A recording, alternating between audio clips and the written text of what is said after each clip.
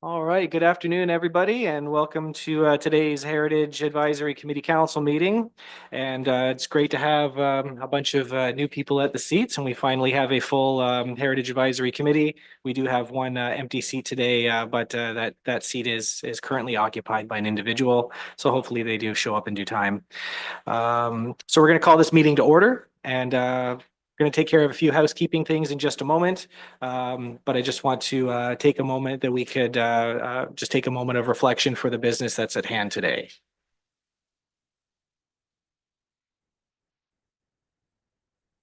All right, thank you very much. And is there any disclosure of pecuniary interest and the grand nature thereof? And seeing none, I'll just remind you that if that does come up at any point in time, you're welcome to declare as that comes up. So I think I just want to jump in here real quick and just welcome everybody here, especially our new committee members. And I just want to thank everybody for volunteering for this role. And, we all recognize the role that this committee plays in preserving Meaford's heritage and the culture that comes with that. And even though volunteer roles can often feel thankless at times, heritage is very meaningful and has a lasting impact on this community. So I just want to thank everybody for your commitments to this advisory committee. It truly means a lot. One other thing I just wanted to mention is with regards to some basic housekeeping. If you have something that you'd like to say to contribute, and of course today I do hope that we have lots of good conversation because we do have quite a few items on the agenda that should warrant some good discussion. If you have something you'd like to say, just raise your hand, and myself as the chair will give you the floor. And just make sure that when you do speak, you hit the power button for your microphone. Little red light will come on your mic here. And when you're finished saying your piece, just make sure you hit the microphone button again to turn it off. And that way we don't have any overlapping microphones. And of course, we do have a lot of new committee members here. There are no bad questions. There are a lot of things that many people don't know. We all started at that point at some point in time. So if you have any questions, just feel free to ask in real time. And we are here to support you and help you and get you up to speed. So just know that you feel comfortable in this environment.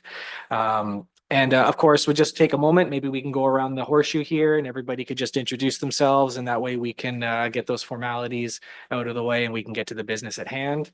So Will, if you don't mind, would you mind just introducing yourself to the group? And Will, just make sure you turn your microphone on if you don't mind. I just will remind everybody that this meeting is Okay, I'm Will broadcast. Smith, and I had a question.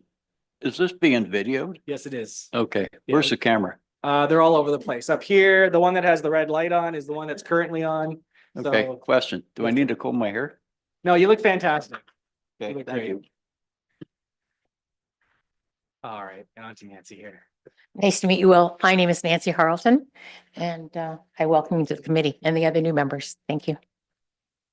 And of course, I am the chair. My name is Brandon Forder. I'm a counselor for the municipality here. And again, very thankful to have everybody here, and we'll pass it over to Simon. I'm Simon Newbold. I'm a Meaford resident. Jan Sedaris. I'm in the townships. I live in Woodford, and we're ice and snow survivors. Glad to see the new members. Good afternoon. I'm John Hetherington, and we live at the top of the escarpment. So we were well deluged with ice on a little street called Dinsmore Street, right at when the Frog Hollow Road pitches over. So we look down on our friends in Thornbury. Very good. Thank you, John. And thank you, everybody, for that. And so we're just going to move on to the public participation component of the agenda here. And I'm just going to read out what we have here. It says, members of the public are encouraged to provide the committee with their comments and questions. Presentations must be prearranged with legislative services before the agenda is released. Members of the public who wish to make a deputation about a specific agenda item at the meeting must register in advance with legislative services by 4 p.m. on April 8, 2025 by contacting clerk at meaford.ca or 519-538-1060 extension 1110. Presentations are limited to 10 minutes and deputations are limited to 5 minutes. I don't see any presentations on our agenda, nor do I see any deputations. And just with regards to updates, Denise, at what point in time, are there any updates that want to give, throw over to you? Or I just don't see I don't see anything like that on the agenda. So at what point in time would I toss that over to you for any kind of opening remarks or anything? That's a good question, Mr. Chair. I'm not sure. The only thing I wanted to just add was to just note that we're really fortunate today to have the entire planning team here. It's not something you'll expect every meeting, and it's because all three of us had a part to play in the agenda today. So we all want to speak to our parts. And I also wanted to, because we had half of a new committee, wanted to be able to make sure all our faces were around the horseshoe, so that you can see us and meet us a little bit and know who's authoring some of these reports. So I have Michael Kelly, one of our planners, and Helena Fascinato, and then myself, Denise McCarl, as manager of planning. So it's a pleasure to be here today. We don't normally all, like I said, make an exodus from the office just to come to a meeting, but we get to today. We have some meat on our agenda, so I think it makes a lot of sense today. Wonderful. Happy to have you guys. And of course, can't forget Sue, the super rock star here at the table. So really appreciate having all you guys here today. So we're going to move on to item number 5 of the agenda, which is the approval of the minutes. And hopefully everybody on the committee has had a chance to review that. And now would be your opportunity if you had any questions or concerns relating to the previous minutes. I don't see any comments on there. So for the approval minutes, I'll just need to get a first and a seconder for that. So I have a first from Jan and second from Nancy. All in favor? Okay. Will, are you all in favor, sir? I can't speak to that. That wasn't here. Okay, fair enough. And I just want to remind you that you didn't have to be there. The minutes are actually in the agenda, so you'd have an opportunity to review that ahead of time. But no problem at all. Everything's all good as far as I'm concerned, so we can move on past that. Okay, thank you. Thank you, sir. Okay, so anyway, that's been carried.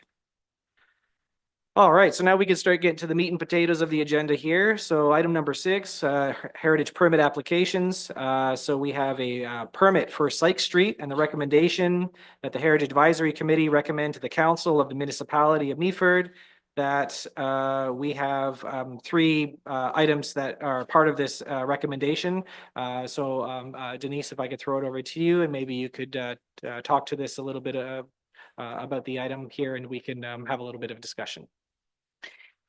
Thanks, Mr. Chair. I'm going to actually defer to Michael so he can, he knows a little bit more about this one. I did speak to the applicant initially, but he's been handling the file thereafter. So I think he's the best one. Okay, very good. So through you, Mr. Chair. So a heritage permit application was received for a property at 165 Sykes Street North. The application seeks permission to add a second-story addition above a portion of the structure at the rear of the existing house for the purpose of adding a washroom. Staff reviewed the application against the applicable Heritage Conservation District Plan policies. We believe it's consistent with the requirements of that plan, and therefore Development Services have no concerns with the application. Ultimately, staff is recommending that the committee recommend that council approve this heritage permit subject to the conditions listed at the start of the staff report there. I'm happy to answer any questions anyone may have. And the permit is for a bathroom they're going to be adding to the second level. That's my understanding. Questions from the committee with regards to this permit application? Is there an existing second story now?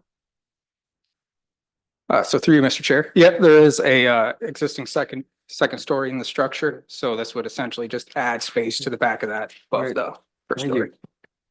All right. And John, just want to mention, if you'd like to speak, it'll go through the chair. So just if you don't mind raising your hand, and I'll go through you for that. Okay. Thank you. I know it takes a little bit of time getting used to. I was there myself. I still am there some of the time. So over to Jan. Thank you. I just wanted to say, Michael, thank you. This is nicely detailed, and I have absolutely no objection with it. Thank you. Excellent. Thank you, Jan. Yes, Nancy. I concur. It was very well laid out, and I have no objections either. And ladies, just don't forget your microphone after you're done. Very good. Thank you. Oh, I'm sorry. Yes, well, go ahead, sir. Don't forget your microphone. Thank you. There's quite a few pictures and drawings and everything, but Do you have a map that shows where this is? Does that come with any of these applications or no? Over to Mike. So, through you, sure. So you mean a map in relation to where it is in the town or where it is like on the property? Well, the town map has all the streets and everything Yeah. like that. So that doesn't come with any of these packages? We just have to know where this is based on the address? Yeah, based on the address, and ideally you get the agenda ahead of time, you can look it up. If it's something that the committee wants, we can include that going forward for any application. But yeah, with this one, there isn't one. So is that something that you could add to these so that when we're actually looking at these, we know where they are from, say, a downhill look? Yep. Does that make sense? That's a great suggestion. Yeah, Okay. absolutely. Knowing where it Yeah. is in proximity to in the Heritage Advisory or the Heritage District, that would be very helpful. So great suggestion. Well, and if staff would be so kind, maybe we could consider that for further heritage permit applications. Okay, thank you. Oh, great. Thank you. Yes, Denise, go ahead, please. So I was just going to say, if it's helpful to the member, the location generally is across the street from sort of around where Tilly's is, if you know where that restaurant is, the little motel on Sykes Street. I know you're familiar with Sykes Street, so this would be. Yeah, yeah, so it would be down towards Raper Park, so Fred Raper Park, where it kind of joins up with Bayfield Street. It's a few houses past the intersection with the where Parker and Sykes Street have that intersection. Yes. Forget your microphone, sir. Yes. It's one more block down. Yeah. Correct. Okay, no problem. So my question to staff as well is with regards to sight lines. I know Heritage Conservation is a lot about sight lines from the front of the property. Do we have any concerns about neighbors with sight lines to the rear of the property, or does that not really play much of a role in with regards to permit applications for additions and things like that? So for the specific application, there's no concerns. From our perspective, there's already a structure there. It's just gonna be building on top of that. Yes. So it'll not to any more of a degree, much more than the current house that's there. So we don't have any concerns related to sightlines. Okay, very good. Mike, thank you for that. All right. Any other questions? Yes, well, go ahead, sir. Are the neighboring properties informed of this?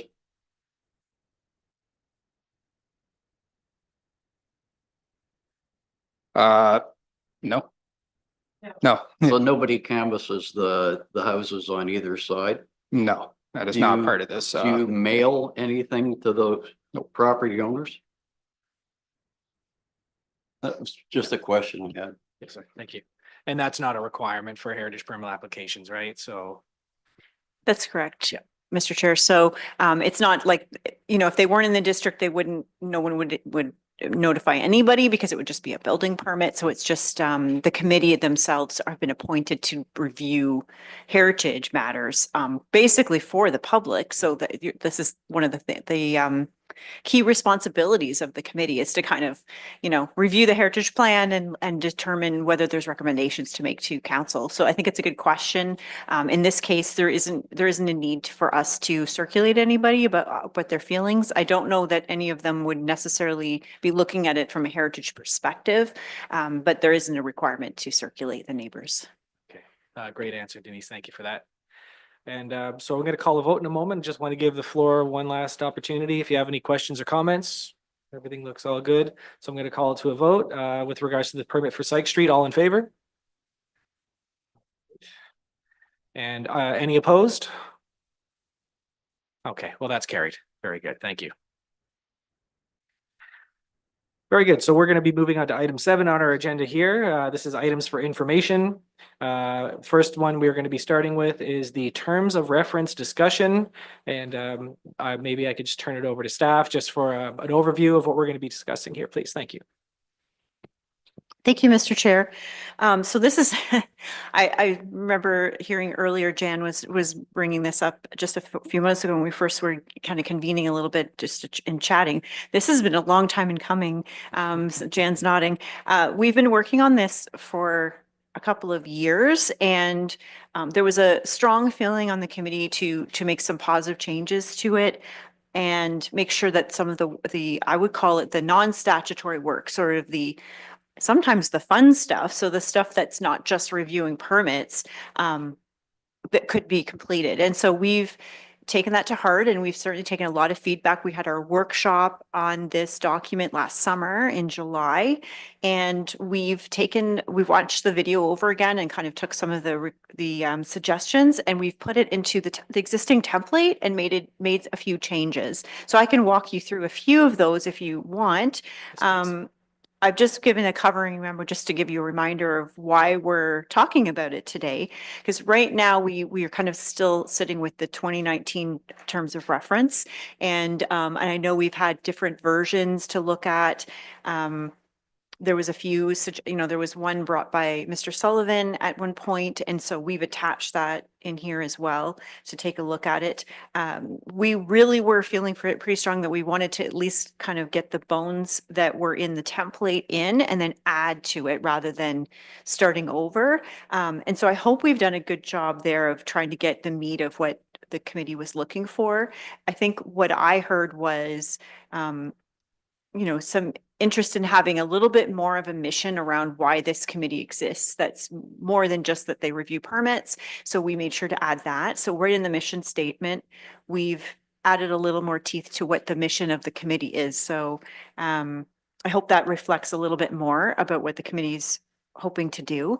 And then we've added an objective section that didn't exist before, which I think gives that more of that, instead of just a statutory review permits and look at things, make recommendations, it's more about why, why we're here. We're here to do some things positive for the community. So we added this section that talks about fostering community pride, attracting tourism, supporting economic growth through the preservation of the Heritage District. Because I think one of the reasons that we think the district's so special is that not all communities have a historic downtown. Some of those have been basically paved over with new things over time, and they've lost that initial charm. So we put that objectives in there to try to help bolster that a little bit. A bunch of the things have not changed, so they're just sort of that, it's made up of 7 members and 1 member of council, et cetera. And that we never changed at all. So that pretty much is as was last time you looked at it. One of the things that was important to add was the 2 definitions, the statutory role of the committee and the non-statutory. And the new members of the committee won't really know what I'm talking about here, so I'll just spend like half a minute explaining. The statutory role, which is what's encoded in the Ontario Heritage Act specifically, which talks about what a heritage committee can do when they are appointed. So council must consult with the Heritage Committee about certain matters, including heritage permits, district changes to the district, or other things like that. And then there's the non-statutory role, and those are things that the committee can do. And they may be things that council asks the committee to do, and it may be things that the committee recommends to council that they'd like to do as well. And those could be things, and in the past, those were things like preparing some tools, a toolkit on preparing brickwork to make sure people don't just sandblast everything, that we could give out if people are looking to do repairs. So they had some background information. They were things like the research that might happen as part of a designation of a property. If someone's interested in having a designation, this committee has broken up into smaller groups, and a couple of people go out and do research, take photos, and try to figure out, get the background information for a potential designation. Those sorts of things that the committee doesn't have to do. Staff could do that, but the committee could do it as a way to help facilitate heritage matters in a way that maybe would be faster than if staff did it. And there's other things you could do. That could be plaque programs. It could be public education, that kind of thing. That would be the non-statutory. I've added definitions for both of those, just so now they're clear what those are, and give the ability for the committee to do the non-statutory role, make that quite explicit. So that's in the definition section. And further, I've explained it in the terms of reference, what those two roles are very specifically to make sure that, you know, when you're doing the non-statutory role, it'll be easy to tell that that is what you're engaging in. And if one of the things that the committee will have had from last year that the new members won't have had yet, which is the talk from our consultant that we had, Bert Duclos, who did a thing about don't forget your statutory role. That's the most important. But when Mr. Duclos did the presentation, he also kind of gave a little bit more background about what those non-statutory things could be. And so I've given that a good bolster in that section. We never had that in the last go around, and it talks about doing research and promoting heritage conservation. Also looking at the new legislation that might come out and funding initiatives and things like that, that you could make recommendations on to council, because those things can come around every once in a while and might be something that you want to look into a little bit. In addition, advising council on changing policies and bylaws is something that this committee, we would always want to do, but then I've just codified it in here. So I've just added it in here explicitly. So for example, if we were doing an update to the zoning bylaw, we might bring some drafts to the committee to consider.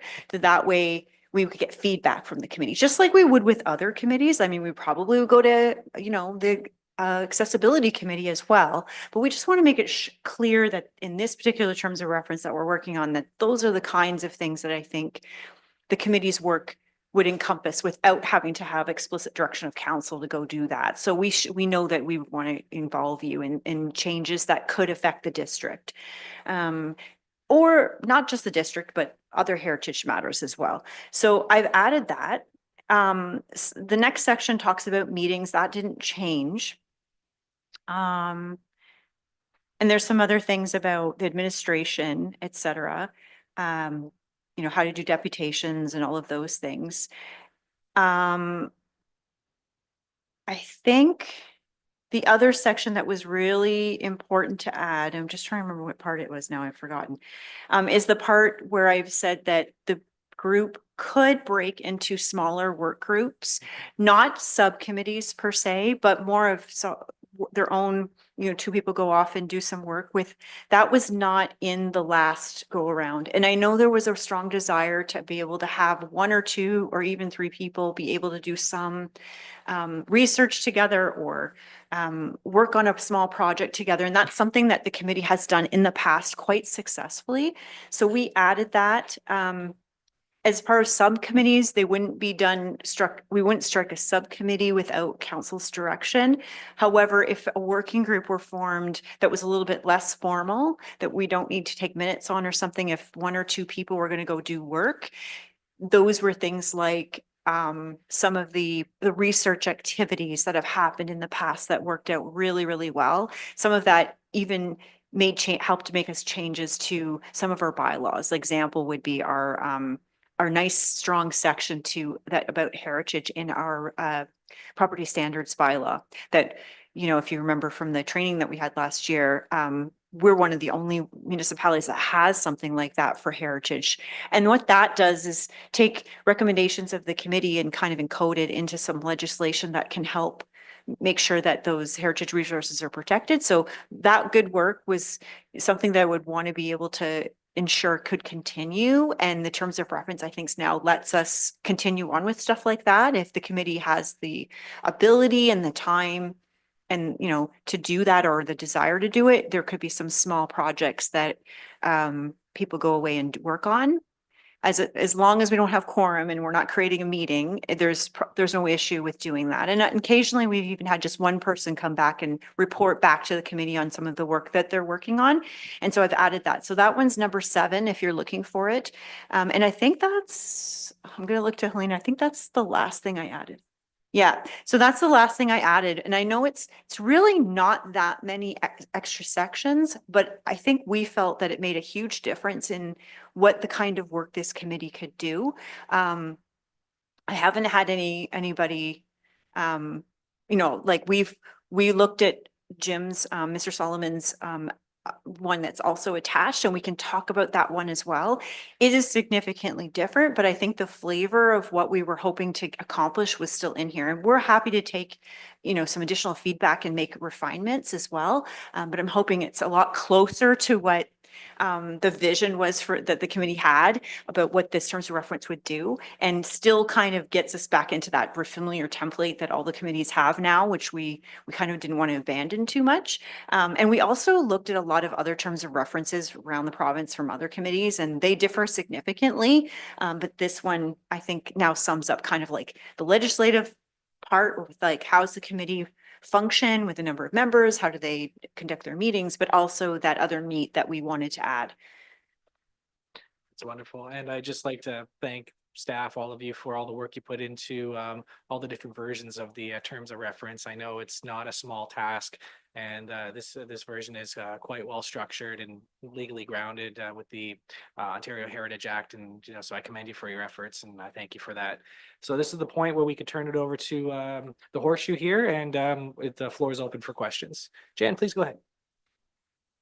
Just as a follow-up, Denise, thank you, and to the staff for including the working group, because the committee, the volunteer members are connected to the local people and to people that have heritage, and yet you want to protect their ideas and their privacy when they come up with questions and that. So this was terrific. Thank you so much for the working groups. I know I harped on that for a lot, but it really, it does protect people's personal privacy and their dreams of the properties they own. I just had one clarification that I wasn't sure of when I went through it. The non-statutory role. Now, heritage is a tremendous financial resource for a community too, with tourism and everything. Like, it's just a sort of a sitting there quietly waiting for you to take it and make it into money or finance for the municipality. And the non-statutory role that we're allowed to do or encouraged to do, does that mean that the entire volunteer committee can get together and talk about a non-statutory? I'm thinking doing driving around checking on the oh gosh, the stone houses in the municipality. We have a lot of those. Or maybe doing up an easy to read from the non-professional view of a booklet of, if you own a heritage property, little tips that can help, especially with ice storms and snowstorms. But I'm just wondering, does that mean, excuse me, that the the volunteer members can meet together, a full amount of them, on the non-statutory? I'm sorry, I didn't go through the chair, did I, Brendan? Jan, Sorry. I gave you the Very floor, so sorry. that's fine. Very No sorry. problem. So that was just what, I mean, the non-statutory, of course, should be public, but at the initial stages, does this mean there can be discussions until it becomes a working group or a special committee?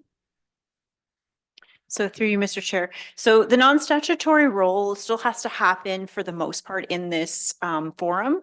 So the only way that it would be if there was a working group set up, say 1 or 2 people to go research stone houses, or if everyone wanted to go research stone houses on their own and report back to the committee. As long as you don't have a quorum of members, then you can do some work separately or be together and talk about it, but you can't be doing even the non-statutory role generally outside of this group. So I would suggest that if the committee determined that they wanted to strike up a couple of working groups of 2 people or something like that, like 3 groups of 2 or something like that, to go do certain things, that just those 2 people meet separately, and that not the whole committee meets, because that would end up become a meeting technically.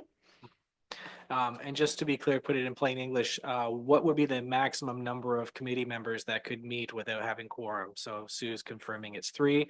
So I just want to let everybody know here at the committee that we would be permitted to have a working group, and 3 of us at any given time would be able to do our research and do whatever we want. If we exceed three, we are in a quorum setting and we're not permitted to forward the business of Heritage unless it's in a public setting, structured setting like this.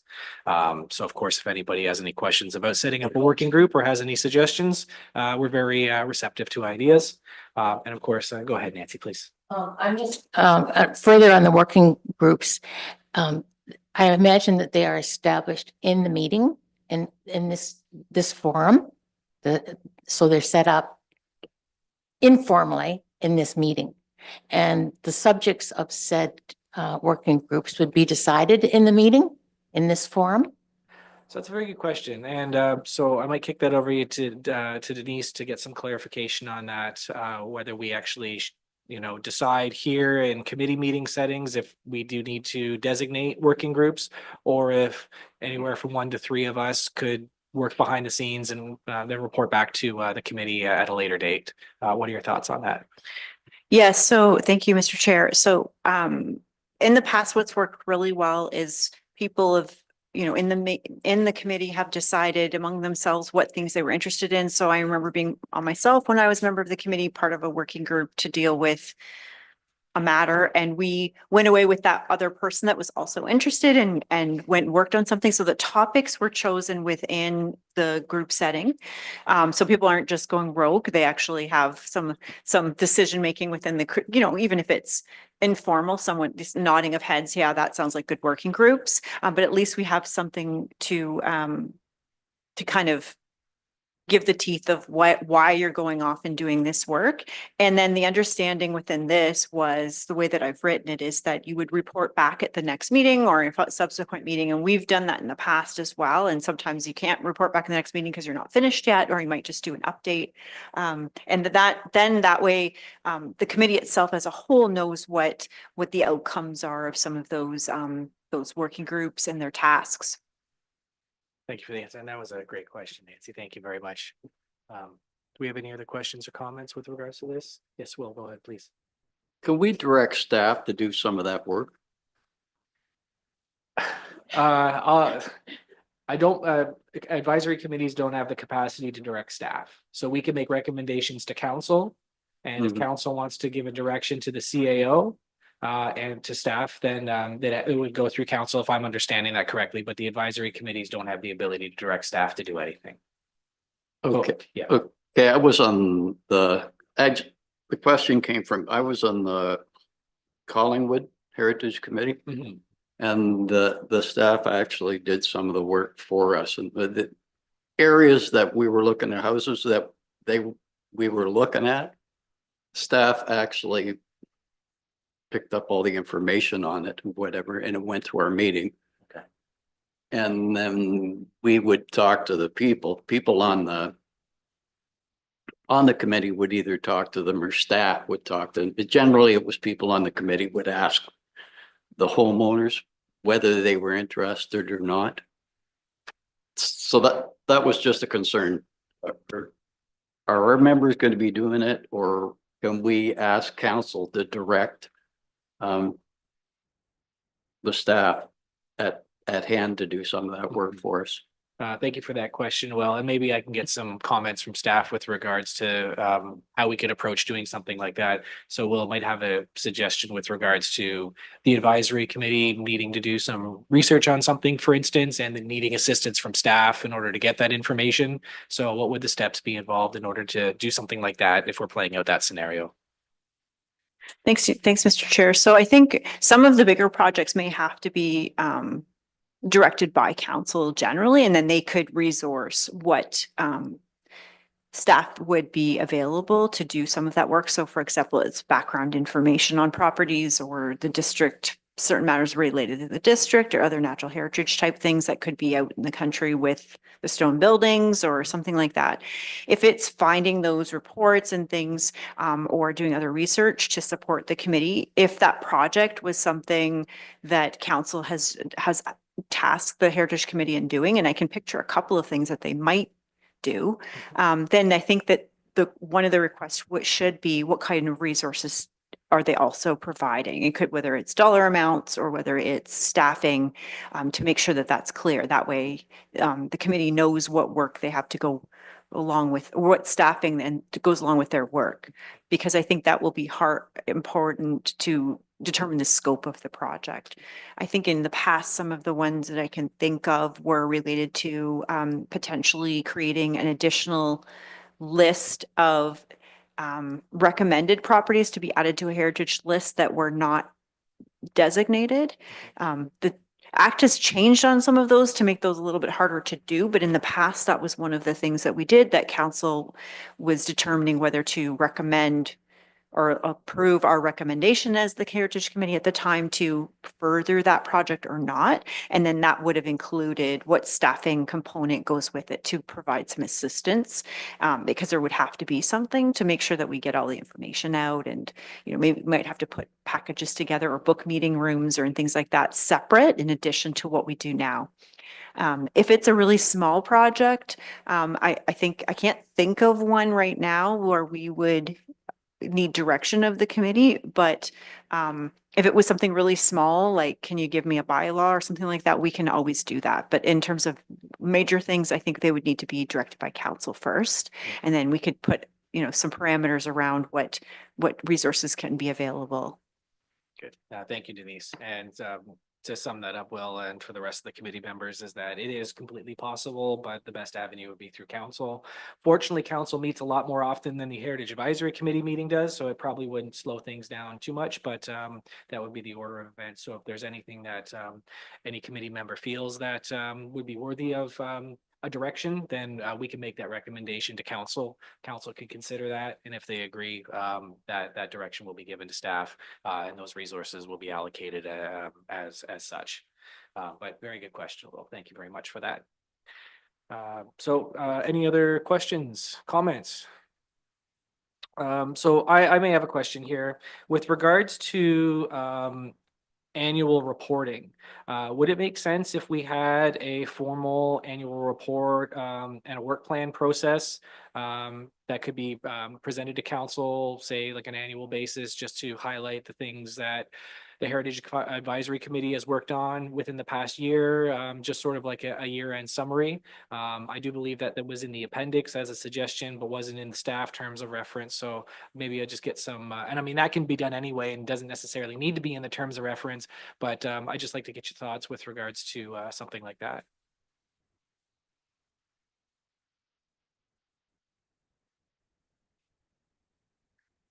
Do you want me to say? Okay, Mr. Chair, Sue's just whispering in my ear. The clerky people do this to me a lot. They were doing this, yes, this week.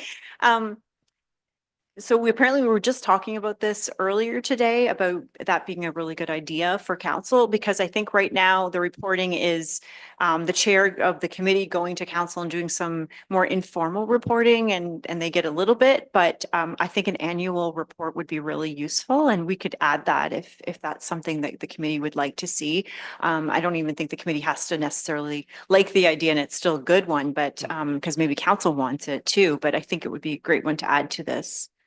Yeah, and I agree. And from a council perspective, I find that would be very helpful, particularly if I'm not on this committee. That information would be very helpful to us. Yeah, Jan, please go ahead. Just to follow up on that, Mr. Chairman, it used to be done in the past. I'm afraid I'm the dinosaur here. It used to be done in the past, and it was the committee got together, the members, and they put together a report. And then that was brought up and recommended to council as a report. It was put in, it went to staff also, but it was the committee's ideas on what they felt they had accomplished during the past year, and it was done yearly at the end of the year. Then there was a little bit of laxness in the last, I'd say maybe nearly 2 years, I guess. And I don't think anybody knew who was supposed to do the report, and it wasn't done. But if you have something like 2023, I believe, we did designate a heritage property at the request of the property owner. And that was just amazing. I mean, that was absolutely amazing, and it's a gorgeous property. It so perfectly fits all the heritage stuff. Now, something like that, that the volunteers feel good about, it makes you feel that you're worthwhile being a volunteer. Because you're putting something into a report, it goes to council. So I would suggest maybe it go back to being a wrap up by the volunteer members at the end of the year. And maybe then if it needs to go, it would go to the chair and then perhaps to staff and then to council, whatever the process is. But it just is such a nice feeling when you can list all these accomplishments that you've done, because heritage is a very time, it's, it's a high maintenance committee really when you do the research and you connect with the public. Mhm. That's a very good suggestion, Jan. So just feedback from staff. Would this annual report be better suited in, say, the format that Jan had suggested? Or would it be something that maybe staff would prepare a year-end report and then the committee would have a chance to review it and make additions? I'll turn it over to you, Sue. Go ahead, please. So I just had a conversation with our new CAO about this today, and he does have some very good ideas. So I think to start, I'd like to start with him because he's got the knowledge and the experience, and he has some really good ideas of what has been successful for him with a lot of advisory committees. And he did now what he explained to me, I don't want to misunderstand or anything, but it seemed like a little bit of a version of what you're explaining, and sort of like but maybe through you more rather than like I'm not sure if it would be like including all the members, or but he's going to look at the terms of reference, and that's one of the main things that he was talking about, is having them all do year-end report to council And with like all the accomplishments and committees and stuff. yes. Yeah, okay, yeah, very good. So with regards to building something like that into the terms of reference, is that something that we would be adding in to the TOR, or how would that look if we wanted to incorporate that? So he wants to review them. Okay. So that's why I'm saying we'll leave it with him for Sure. now and then see what his direction is from there. Okay, and so assuming that we adopt the terms of reference today, obviously, and just so everybody, the committee knows, is that if we approve that, that's not the final say. That does go to council for final approval, and council is the one that gives the final approval on that. And then, of course, the CAO would have time to weigh in with his thoughts on that as well. So yeah, so that's sort of the timeline. So yeah, I'd be very curious to see what CAO Everett has to say about the reporting, but very nice to hear that he's totally on board with that. So Jan, hopefully that satisfies your question, and we will make sure that there is a year-end reporting, and we'll figure out all the details, but that'll definitely be part of it. Great, thank you. Nancy, did you have a comment? So you've answered my question, but I was just wondering what the precedent was for the other committees. And it would be good if it was a standardized. I think you've addressed this in your comments, but it would be good if it was somewhat standardized so that it didn't encumber the council with ad hoc reports. That's good. And I also had a question with regards to budget submissions and things like that. Of course, later on in the agenda, is a very interesting heritage conference that is coming up in June, I believe it is. How would the committee go about getting funding for if there was some committee members that wanted to attend a conference or a seminar? I may have overlooked it, but how does a budget request play a role with regards to the committee itself? Thank you, Mr. Chair. So currently, it's hard to believe, but currently the committee, well, in the last 10 years hasn't had a budget technically, which is a little bit odd because we have spent some money within the committee, even having training come in and things like that. But we're working on building a budget for the committee. So one of the things, for example, we'll need a budget to do some of this heritage plan update and some of the other tools that we're updating. But budget time starts in August. So my thought would be if the committee realizes there's some things that they would like a budget to do, that like a project or something like that, that they might recommend to council that money be set aside for them in the next budget. And we'd want to do that as soon as you know, so it could be incorporated because we start designing the budget in early August and start getting close to a final thing end of September that we start working on.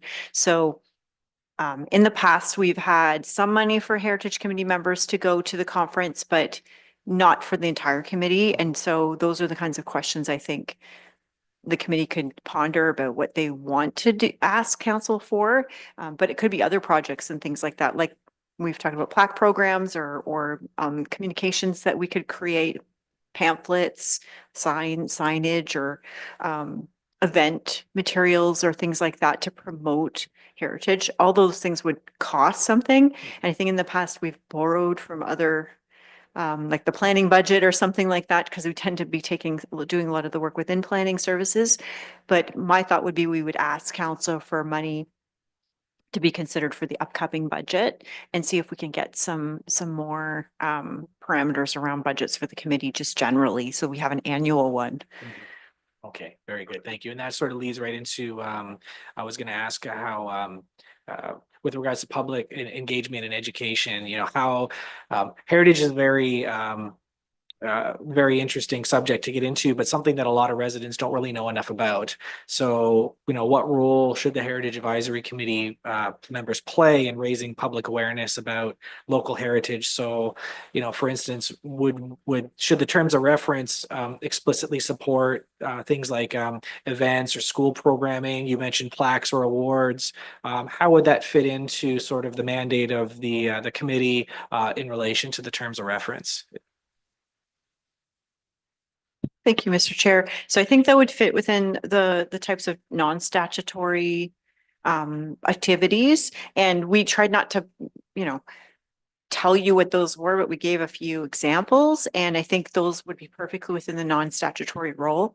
And at this point, we don't have a number attached to any of that. But I think over time, we're trying to become more sophisticated with some of the committees and provide better resources. So if, for example, one or two projects wanted to happen, if the committee wanted to have one or two small projects a year, perhaps that's money that could be set aside for those projects. It could be even there could be a working budget or something like that created instead of just a one-off. But that's where I would see most of the dollar figures would come within the non-statutory, which would be that more of an outreach role, since the statutory role is already built into just more of a staff budget.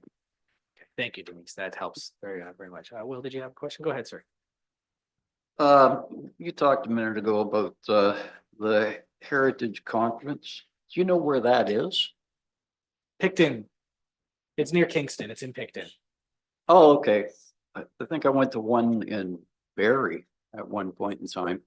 So if one of us was to actually go down there as a representative, I guess the cost would be submitted to the town afterwards, or? That's a great question. That I actually had that question when it was coming up in the agenda, so maybe we could tackle that now. How would that work, Denise, if we had a member that wanted to attend the conference?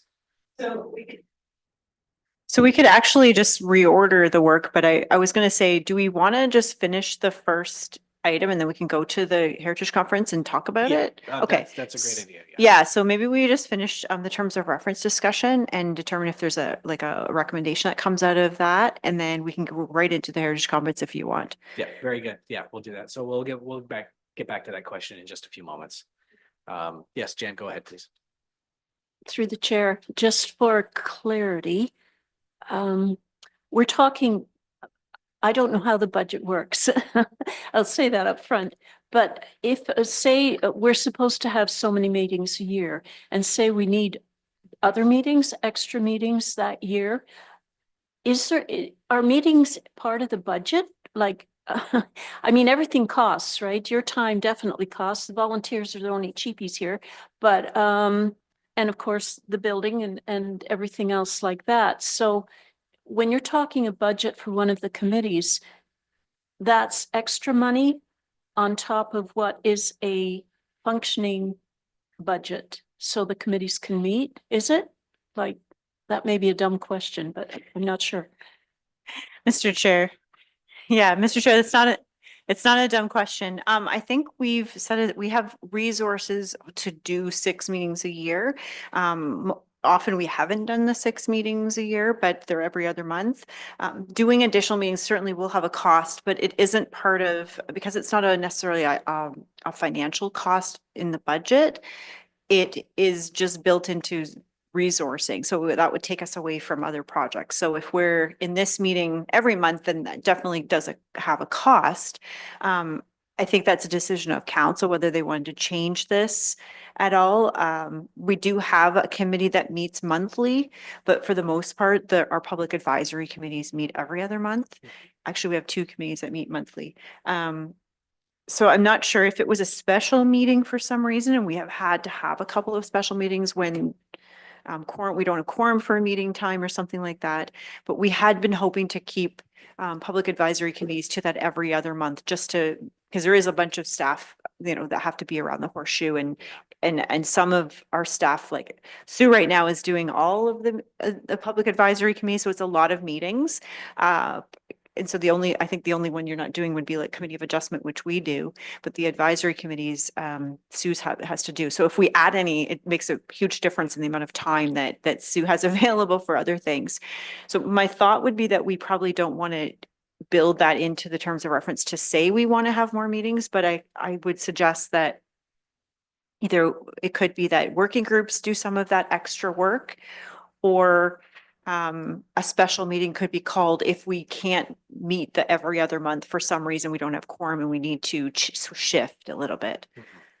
And that makes sense. And that would be standard with all of the other advisory committees as well. And I am sympathetic to Sue as well. She was shaking her head.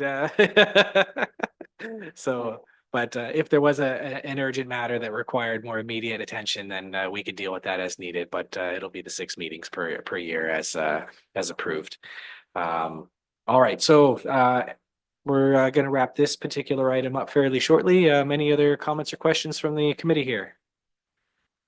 Okay, so let's wrap it up. And so I'll call the vote right now. All in favor of the terms of reference item that's on the agenda today? All in favor? All right, and that is carried unanimously. Very nice to see. All right, so item B and 7B is the Heritage Conservation District Plan Report update. And so Denise, if maybe I'll toss that over to you guys for a little bit of an overview. Hey there, thank you through you, Mr. Chair. So I can speak to that item. So we are looking to update the Heritage Conservation District Plan. The plan that we currently have is from 10 years ago. So to be consistent with policy change that has happened over the last 10 years, we're now looking to relaunch this. So in 2021, we hired, or the municipality hired, a consulting firm. They reviewed the conservation plan and provided some feedback. So that challenges and opportunities report was included. If you've had a chance to take a look at that. There was a public meeting held and some kickoff meetings with the Heritage Advisory Committee at the time. And yeah, so what we would like to do now is either at this meeting or at a follow-up meeting, if you'd like some more time to review those challenges and opportunities that the consultants found. We'd like to have some discussion on that because we are looking in the 2025 work plan to update the Heritage Conservation District Plan. Yeah. So if you have any questions or discussion, Yeah, I'm here. thank Thank you. Very good. Any questions or comments from the committee here with regards to this? Oh, I'm surprised. I thought this was going to get a little bit more conversation here. Let me just get to the right point of my notes here. Bear with me a second here. So now with the plan update, I know we had talked in the past and had I guess staff had suggested that we could complete this update in-house.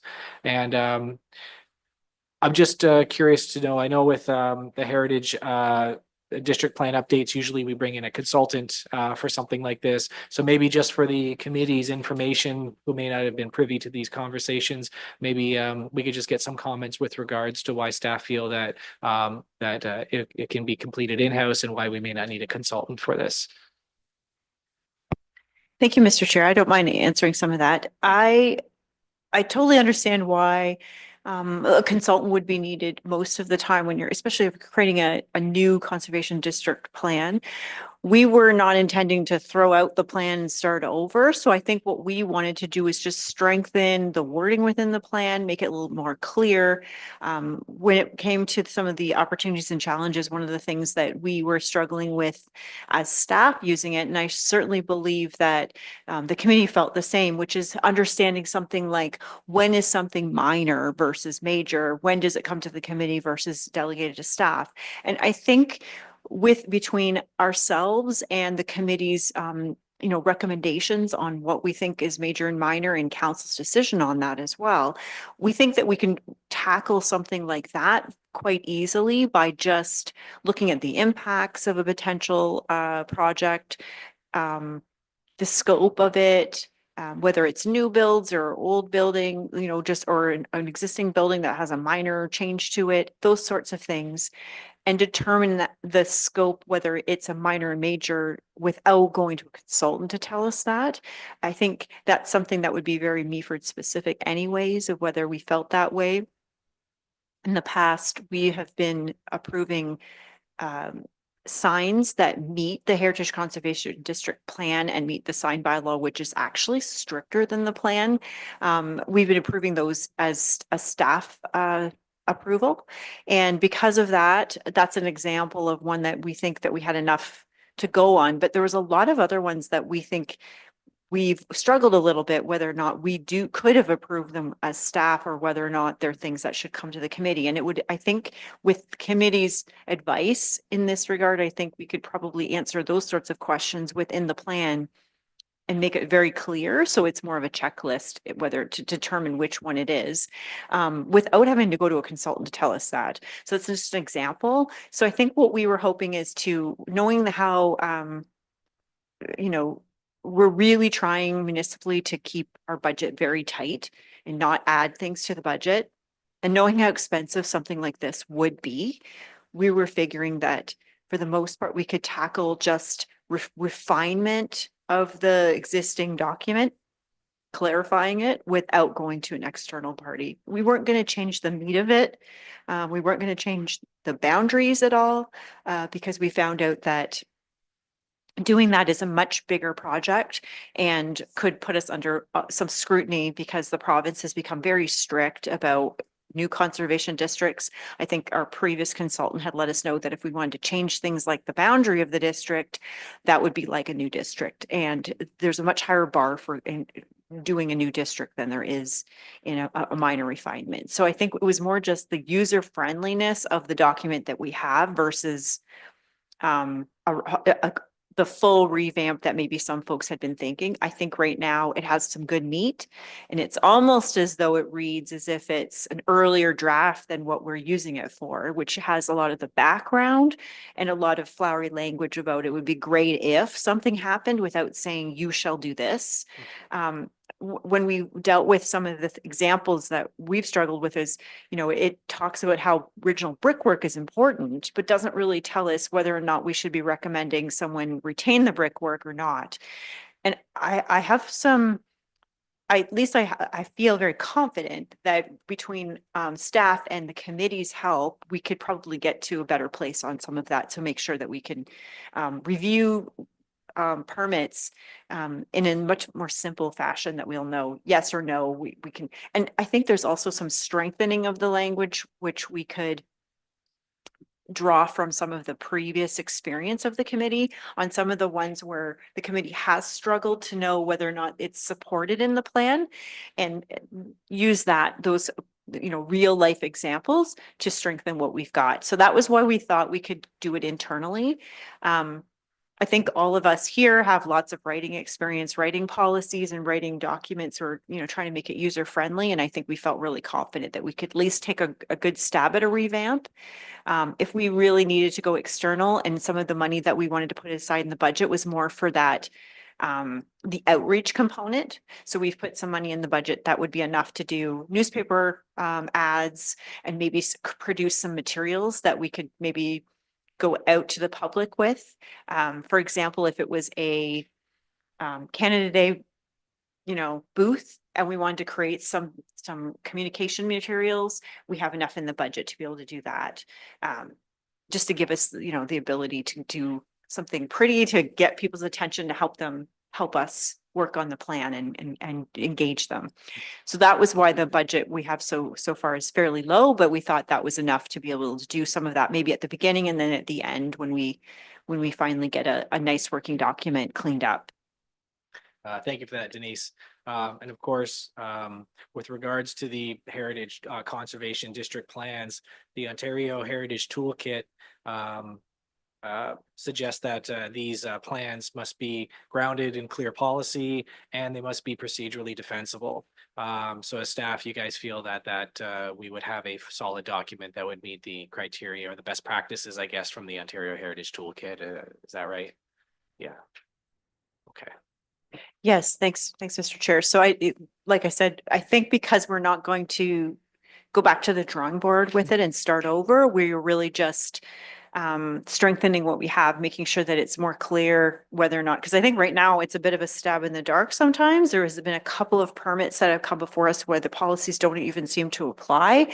So I think we want to clean that up a little bit, but I don't think from that dispensable, I mean, this one held up to scrutiny when it was passed. So my thought is not throwing it away, but just tidying it up a fair bit shouldn't put us in that place where we are starting over. Thank you for that, Denise. I appreciate that answer. Jan, please go ahead. Just following with that, I think the conversation between staff and the committee, to have that flow more detailed and better and on a positive basis, I think that's super good. Consultants are expensive and I'm a little bit frugal, so if it's not adding, really, I'm all for that. But I do have one area when there are, through the chair, of course, when there are permits that are given or things that are handled by staff only and then reported to the committee, especially in the district, how is the follow-up on enforcing what the staff and the committee really are on the same page on, that they do want the things? How do you follow up with making that a reality, like enforcement? I know that a lot of this has to be done more in a negotiation, and that these are not our properties. They belong to people that have a vision for them. And yet there are some, I know I'm going back a little bit here, but there are some in this past, especially with signage, where it seemed to take like years before signage that was in violation could be corrected. So through you, Mr. Chair. So in the case of signage, it's just like anything, if someone does something without a permit, whether they build without a permit or whether they construct something and put up a sign without a permit, they needed a sign permit and a heritage permit in the district. They may need a building permit for that sign, depending on the type of sign. So someone could just throw up a sign without any of those permits, and we don't proactively enforce that. So we would act on basically a complaint. A couple of the complaints have come from the committee members themselves, which is totally fine. And we've passed that on to our bylaw enforcement to follow up. And then they go through the process of, I think they call them love letters, but they go out there and send out a letter to remind them that, you've skipped some steps, and let them know what those are. And there's a proactive kind of measure after that. There have been a few that I think have not maybe it's taken longer for there to be action on those signs or those activities that have happened, whether they're building without a permit or not. And it, because it's not, if it was constructing a house without a permit, I think there's a bigger hammer that we usually use based on the scale of some of the risk there. I think there have been a few people who've put up signs without permission, and that has created some angst in the public and with the committee, et cetera. And that's a little different than if we delegate approval of signs to staff. It makes no difference whether someone has done this without that approval. It's still needed the approval, right? So it doesn't matter whether it goes to this body for recommendations to council or whether it goes to staff to approve as a delegate approval, you still have to have applied for that permit. So the enforcement of it isn't going to change likely because our bylaw enforcement doesn't do proactive enforcement except for parking in some instances, because we just don't have the staffing to do that. And that's the mandate of council to date, is to not to do proactive enforcement, which is pretty common in other municipalities as well. However, when there are infractions that people notice, they can report that, and then our bylaw enforcement staff will go out there and take a look, and we'll check to see did they get any permits. In some cases, people have got a permit, and then they can just see the permit in our system. But other cases they haven't. And people need a permit, just for your benefit. People need a permit whether they're changing any business. So if a business leaves and a new business comes and they just change the words, they still need a permit for that. So even outside the district, they need a sign permit.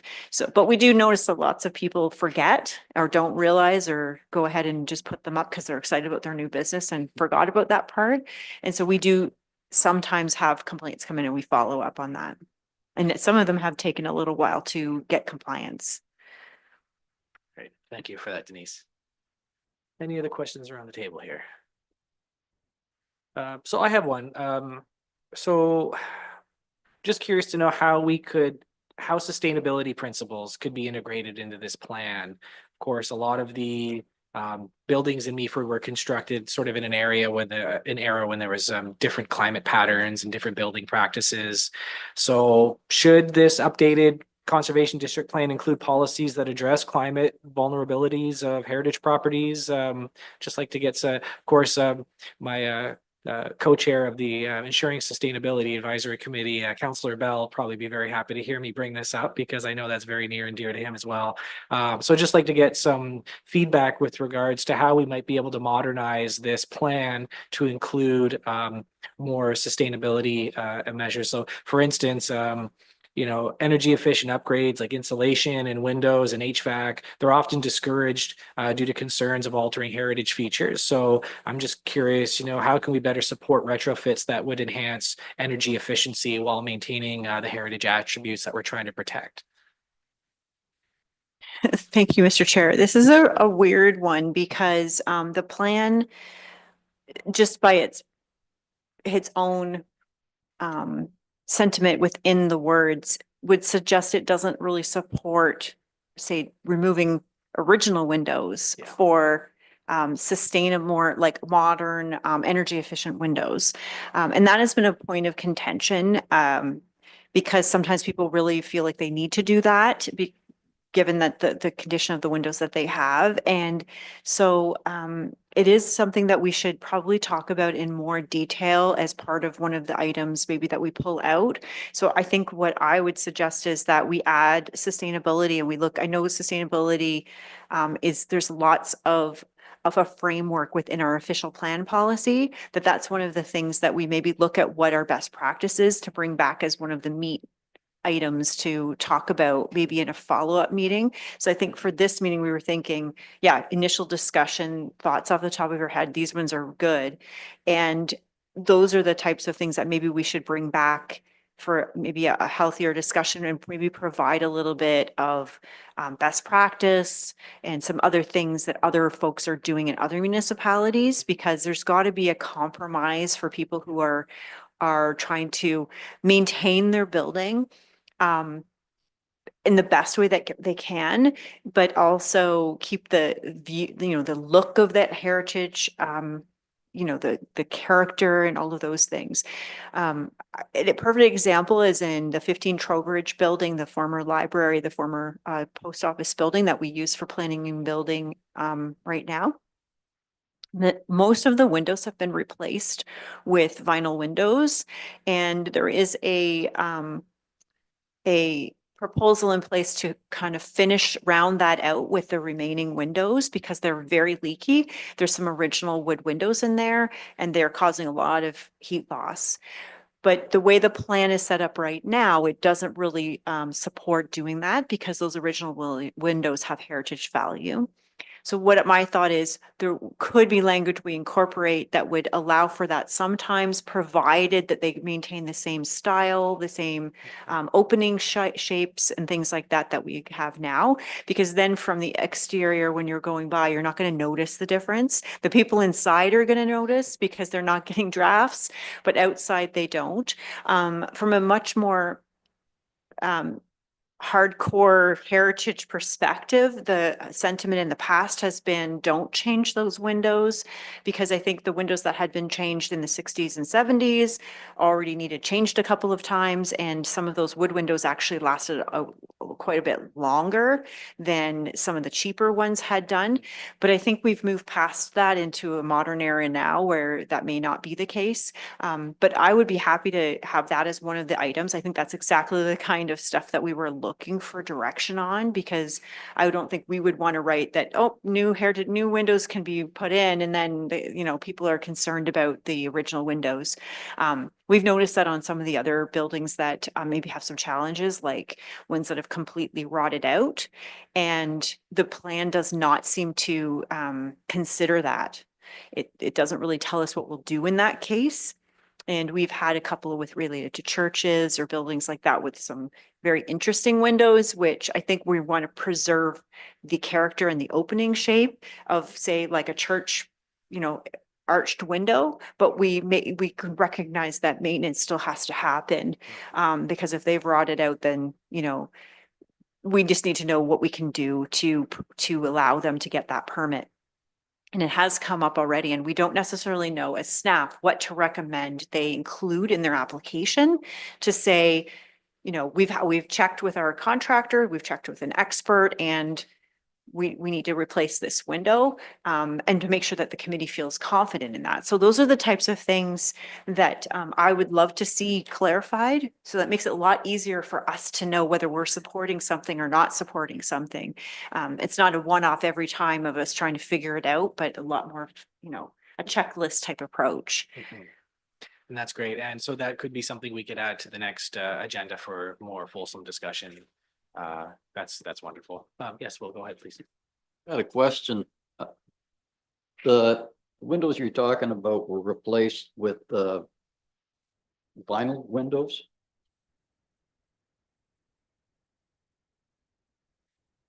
So some of the windows in the 15 Trowbridge, Mr. Chair, have been replaced previously, probably decades ago, with vinyl windows, and some of the windows are original. So it's the price that's determined that you use the vinyl windows rather than the wooden windows? Is that, to your knowledge, is that why they use the vinyl windows? So, Mr. Chair, I have no idea why or when these windows were replaced. I would just suspect that people don't tend to put in wood windows anymore. The plan itself doesn't seem to differentiate whether we're putting new wood windows in or new vinyl. It just would seem to favor maintaining original windows. And I assume all of the original windows are wooden. And so in this particular instance of the example I have, I don't know when they were replaced or why, but I suspect they needed to be, and it was just part of maintenance because it was some time ago. Does that answer your question, Will? You have a follow-up? Yeah, I do have a follow-up. The wood windows actually are the best window out there. The problem, I think, is maintenance. They haven't been maintained properly. But if you look at what happens with a wooden window, when it gets wet, it swells up, seals all the holes. the vinyl windows don't do that. And the look at vinyl windows is typically, they're ideal in places where they don't have temperature swings like we do here. And replacing the windows in any of the heritage places, I think really we should recommend that they use wooden windows rather than metal or vinyl. Vinyl is based on cost, but it's not based on reliability.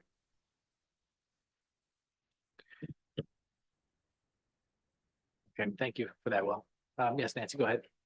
I was just going to add that, as Denise said, this took place like years ago, far outside, and we don't really know why they were considered. I think ongoing, of course, those considerations would be made, but this was done in the past, and it really is irrelevant to future projects going forward.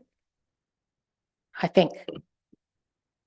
And so Nancy, that's a good point, is that when we do have new heritage permit applications that come up, and if they do pertain to windows, we will have an opportunity to discuss materials and so forth. So not all of them have to be vinyl. We can always make any kind of recommendation as long as it's reasonable. We can look at that in the future. Well, yes, Jen, go ahead, please. Just for the committee's interest, I've been through this. I had 22 holes that wanted windows. We did price wood. It was super expensive. We went with the attitude of the building, and we went with steel, like a steel window.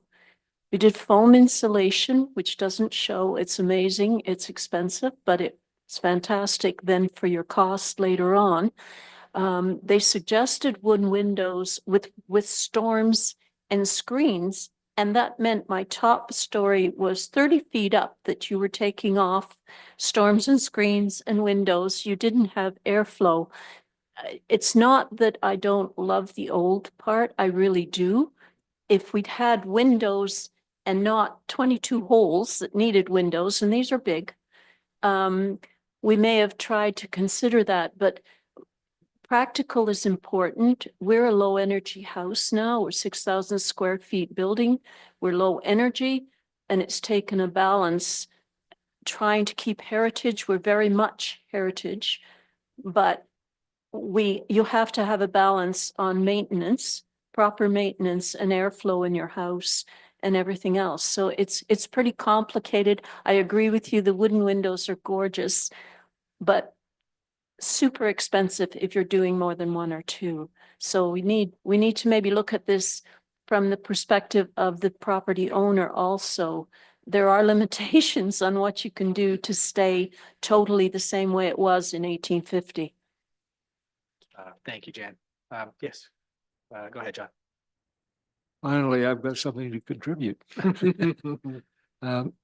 We, because we are at the top of the escarpment, the amount of windows is considerable. We're about 35 or 40, we'll call it 40 years old. The windows that we had, we lost. I think they were all getting clouded up and so on. So we had the option. We had lots of hotshot salespeople coming in and saying, "Well, we'll put in vinyl windows and it'll be super good." But what we ended up with is we kept the wooden windows. They were Pella, so it's the best of the wooden windows you can get. And we just replaced the glass. And we had the people in Van Dolders came and did it. Cost considerably. I mean, half the price of doing the whole window. And they came. Now they had to come and ease out the I think it was a pain in the whatever proverbial, but it's worked very well, and it's warm, it's whatever, and you can see the rest of it.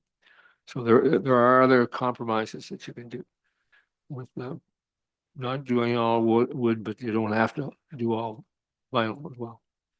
Thank you, Jen. Appreciate those comments. And so we'll just kind of steer back towards the terms of reference as the item that we're discussing here. One thing I just wanted to ask is in that particular document, obviously there is reference to the challenges and opportunities report. And that's a fairly sizable document all on its own, and it's kind of buried in this one. So I'm wondering if that might be something we could have more of a fulsome discussion about at one of the next committee meetings, because I think that on its own warrants a discussion to itself. Tom, seeing nodding here, so in agreement. Yes, Denise. Thank you, Mr. Chair. I just had one comment on that. Absolutely. So I think we want to just put this on the table, and then we were hoping, I know it's a lot to ask you folks to start breezing through that challenges and opportunities report. It's pretty hefty. You know, do your best. And then maybe the next meeting, we can actually start going through some of them. We will create a bit of a list of some of the ones that we were looking for feedback on. Some of the ones we maybe don't need to talk about a lot. Like there's one that talks about we should update maybe an opportunity is or a recommendation, update this plan on a regular basis. I think that's a one sentence thing we can add to the updated plan to say we'll update it every 5 years instead of waiting 10 years like it's been 10 years now. Versus some of the other things that maybe need a much more fulsome discussion on. And maybe we could pull some of those out for a chat, maybe try to pick them off at the next couple of meetings and see if we can get somewhere on them. And I've taken a couple notes. I've seen others writing over to my right. So that's a good thing. Because I think that's exactly what I was hoping for, is that we would maybe table it, get some initial discussion, and then people will need some time to digest a big document like this. It's 63 pages. So if you could tackle some of that, it would be great. And then maybe in 2 months when we come back, we can be prepared to talk in more detail. You haven't had a lot of time with it yet. So that's a really good suggestion. Thanks, Mr. Chair. Appreciate that. So we're going to wrap this up fairly shortly. I'll just open it up if there's any closing comments or questions with regards to this item. No, okay, very good. A good discussion about this committee. Thank you guys very much for that. So I'll call the vote. So all in favor of adopting the Heritage Conservation District Plan District Report Update? All in favor? All right, that's carried. Thank you very much for that.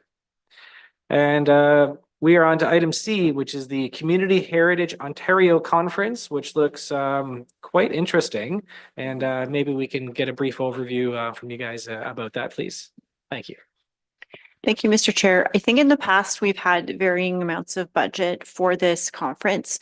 But we understand that in the budget this year, council just passed the budget. We have enough money for one member of the committee to attend. So we wanted to put that out there. So the conference is in June, and you've got a copy of it with you. We were going to put it to the committee that we could maybe, if folks were interested, and you don't have to tell us today because maybe you haven't had a chance to look, you maybe just thought it was for information and you want to go home and check your calendars. But if you could let us know in the next couple of days, like preferably by the end of the week or so, if you're interested, we could do a lottery and the committee could send somebody as their rep for the year. And, you know, hopefully we could rotate that or even maybe send more than one person in the next go around. I mean, we're being very fiscally responsible this year, but I think in the past we have had money put aside for the committee members to go, whether they ended up being able to go or not. I think that's our plan in the future, is to be able to rotate through and maybe have a couple per year go to the conference. We do have a staff member going this year. So hopefully we'll continue on our own professional development to get a lot better at heritage as we go as well. And, you know, make sure that we provide that opportunity to the committee members. So I'm not sure if anyone already knows that they're interested, but if people could let us know sooner rather than later, we will do the lottery and then let you know who gets to go to it. Sounds great. And it is on June, it's in the agenda here, 19th, 20th, and 21st. And I have spoken to an individual who's been to this before, and they had said that it's fantastic. And there's a number of different tours. It's looks like it'll be quite enriching and informative. So again, if anybody does have interest in going, what would be the best email? Would it be to you, Denise, or Sue? Yes, Mr. Chair, if you just have them email me. Okay, sure. Great. Yeah, Denise. Yeah, and one other thing, the conference is very reasonable. So if anybody was interested in going on their own, they could do that too. I mean, there's no limit there. People are always free to go to them if they had circumstance that would let them go to it. I feel like, do you remember, Michael, how much it was? I feel like it was like, I think it was like $300. It's super cheap. A lot of programming for Yeah. $300 and a lot cheaper than some of the other conferences I attend. Let me tell you that much. I was just going to say the sending someone would include their travel and their overnight accommodations as well. Very So good. they're fully covered if they're one of the people that's selected. Excellent. And if anybody has any trouble getting a hold of Sue, just reach out to me and I can make sure to give you that information. Will, did you have something you wanted to say, my friend? I thought you may have had your hand up. Nope. Yeah, Nancy, go ahead. I was just wondering about the roles and responsibilities of the attendee. Would there be an expectation that they come back and present a brief to the committee, or Great question. Yeah. what is the so I'm just wondering about the roles and responsibilities of said attendee. Through you, Mr. Chair. It's a great question. I don't think I have ever thought they had much of a role or responsibility. I think most people are just super hopped up and excited when they come back. I've been to it myself. And so just to share a brief overview of what you learned, but I don't think there's any responsibility to retrain any of the other committee members. Maybe just say if you got something out of it and make it really informal. But I think everyone always appreciates that if they didn't get to go to it.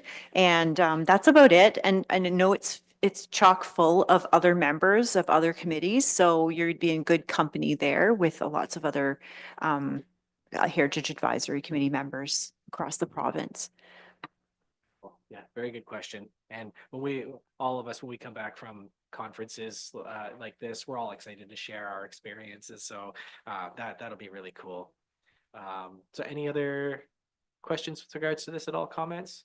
Is this something we need to vote on to adopt, or is this for information purposes? Okay, wonderful.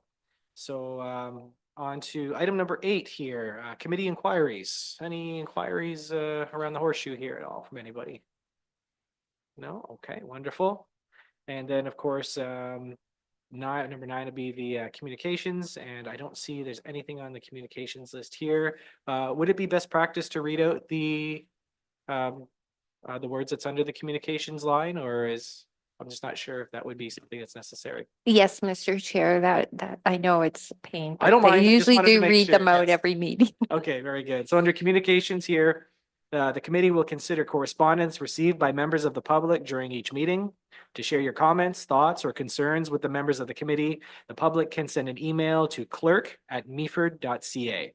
When emails are received to this email address, they will be compiled into a correspondence list, which will be then distributed to the committee members prior to each meeting. The cover sheet of this list will be included on each meeting agenda. The contents of the correspondence list are not included on the public agenda to protect the privacy and personal information of those residents who choose to send their thoughts and comments. And I don't see anything on the communications here for our consideration. And of course, the date of the next meeting is going to be on June 11th. So everybody will be in t-shirts and shorts by then, most likely. And with that said, thank you everybody for joining us today. And I'm sorry, Jane, did you have something else to say? Go ahead. I just wanted to say it's really heartening to see the new members, and this is a terrific committee. It really is. And the elected council is so good and supportive and being so professional with us. We are so lucky to have this because some areas don't treat heritage as being as important as it really is. The time has come for me now to resign, to join my colleagues. And also it erases a fabricated stigma that came out in 2024 in the September 9th staff letter. And I just wanted to say thank you so much to our chairman and past chairman, Ross Kepner, and past member, Harley Greenfield. Really, this committee, it is high working committee, but it's so very, very important. And with this, with my resignation, it gives you a clean slate, which is what you need. And I hope everything moves forward very well. Thank you to council for giving me the opportunity to volunteer over, gosh, a couple of sessions, quite a few years. Anyway, thank you very much. And you have a clean slate now and move forward. Heritage is so very important. Thank you. Well, Jan, as a friend, I'm very sorry to lose you to this committee. You're a tremendous asset and a wealth of knowledge, and hopefully behind the scenes, you'll be able to entertain a few questions that I might be able to bother you with from time to time. But thank you for everything you've done for preserving heritage culture here in Meaford, and we truly appreciate all that. And this committee won't be the same without you, but just know that we really do appreciate everything you've done for us here. So thank you kindly for that. Yes. All right. And with that said, I will adjourn today's meeting. Thank you, everybody. Have a great afternoon.